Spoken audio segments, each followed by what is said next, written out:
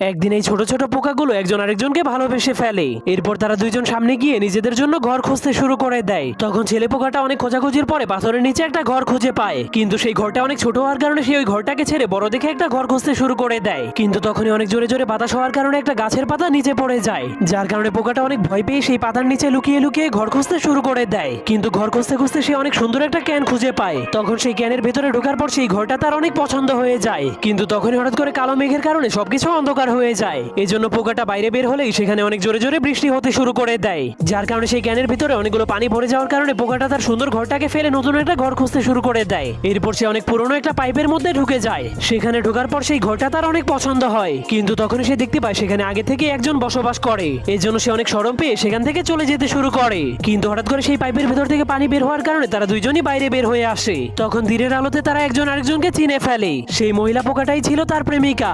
এরপর তারা জঙ্গলের